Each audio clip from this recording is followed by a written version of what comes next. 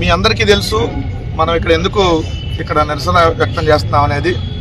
మాచర్లకి వరుసగా 4 సార్లు శాసనసభ్యుడిగా పనిచేసి మాచర్లని అభివృద్ధి పథంలోకి తీసుకెళ్లినటువంటి పిన్నెల్లి రామకృష్ణారెడ్డి గారిని, వాళ్ళ సోదరుడు పిన్నెల్లి వెంకటరామరెడ్డి గారిని అక్రమంగా అరెస్ట్ చేయడం జరిగింది. అంతకుముందు కూడా పిన్నెల్లి రామకృష్ణారెడ్డి గారిని 54 రోజులు జైల్లో పెట్టింది ఇదే కూటమి ప్రభుత్వం.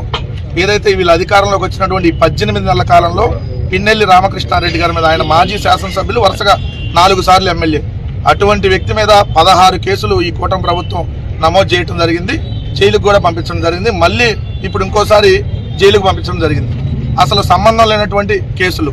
ఎందుకంటే తెలుగుదేశం పార్టీలో ఉన్నటువంటి 2 వర్గాలు, ఏదైతే 2 వర్గాల్లో ఒక వర్గం వాళ్ళు ఇంకో వర్గాన్ని చంపితే అక్కడ ప్రత్యక్ష సాక్షులు చెప్పారు, వాళ్ళ బామ్మర్ది చెప్పాడు, సాక్షాత్తు జిల్లా ఎస్పీ ప్రకటించాడు. ఇది వాళ్ళ వర్గ పోరులో భాగంగా ఒకటే పార్టీలో ఒకటే గ్రూపులకు సంబంధించినటువంటి వాళ్ళు, ఒకటే కమ్యూనిటీ కూడా, వాళ్ళు ఒకటే కులం, ఒకళ్ళొకళ్ళు ఏదైతే శత్రుత్వం ఉంది వాళ్ళే చంపుకున్నారని చెప్పి సాక్షాత్తు ఎస్పీ కూడా ప్రకటించాడు.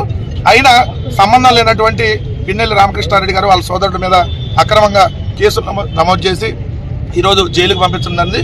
దానికి ఇక్కడ నిరసన వ్యక్తం చేస్తూ మేము ఇక్కడ రోజు కార్యక్రమం చేపట్టడం జరిగింది. ఒకటైతే ఈ ప్రభుత్వానికి హెచ్చరిస్తా ఉన్నాం, మీరు విత్తనం నాటారు, మీరు దీన్ని ఆరంభించారు, దీనికి ముగింపు వైఎస్ఆర్ కాంగ్రెస్ పార్టీ ఎలా పలికిద్దో రానున్న రోజుల్లో ఖచ్చితంగా చూస్తారు.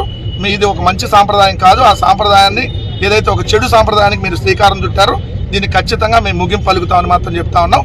We stand with Pinnelli.